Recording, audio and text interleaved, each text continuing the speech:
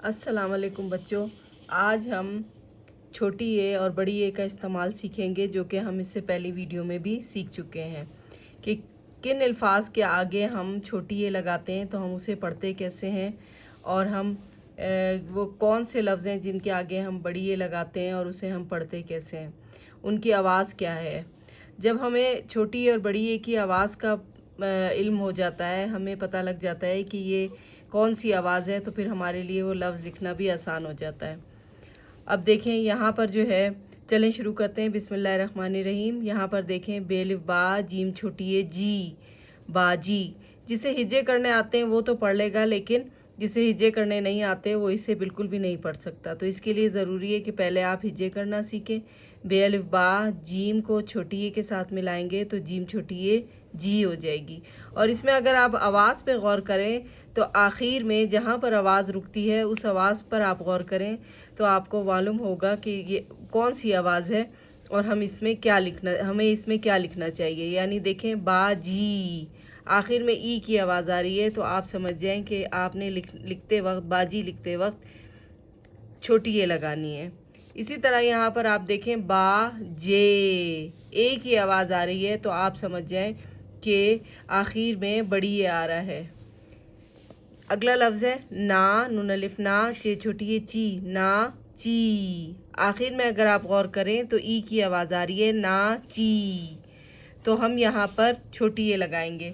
इसी तरह यहाँ पर देखें नून अलिफ ना, चे बड़ी ए चे, ना चे। आखिरी आवाज़ जो है वो है ए की, तो ये इसीलिए यहाँ पर बड़ी ए आया है, ना चे। टू टी, ई की आवाज़ आ रही है, तो हम यहाँ पर इसीलिए यहाँ पर हमने छोटी ए लगाया है। टे व टू, टे छोटी ए टी, टू टी। टे व टू, टे बड़ी ए टे, टू टे। यहाँ पर हमने ए की आवाज़ को महसूस किया है, तो यहाँ पर बड़ी ए आएगी। टू, टे व टू, टे बड़ी ए टे, टू टे। जी व जू, ते छोटी ए ती, जूती। तो आखिर में आवाज़ आपने महसूस किया होगा कि आखिर में आवाज़ ई की आ रही है। जे व जू, ते छोटी ए ती, ई की आवाज़ आ रही है। यहाँ पर है जे व जू, ते बड़ी ए ते, ए की आवाज़ है, तो यहाँ पर बड़ी ए आई है।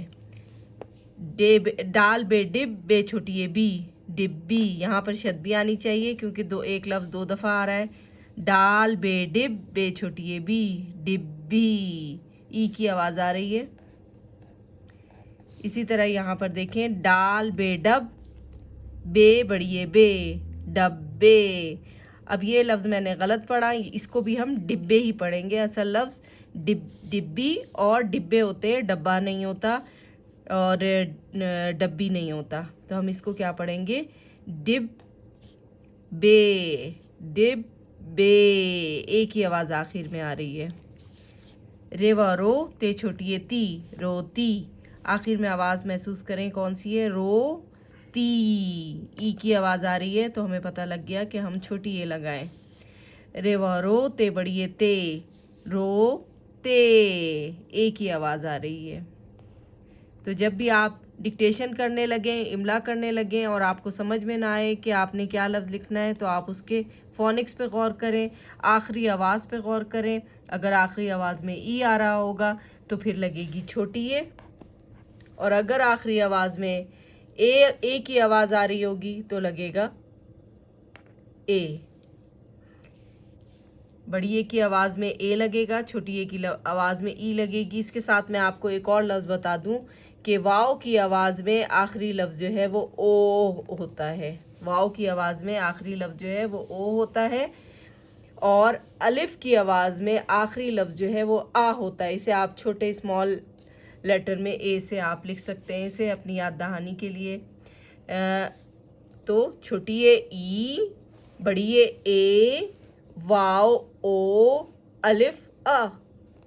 तो ये था हमारा आज का सबक। इसकी मश्क कीजिए, छोटे छोटे लफ्ज़ बनाने की कोशिश कीजिए। इंशाल्लाह अगली वीडियो में फिर मिलेंगे। अल्लाह हाफिज़।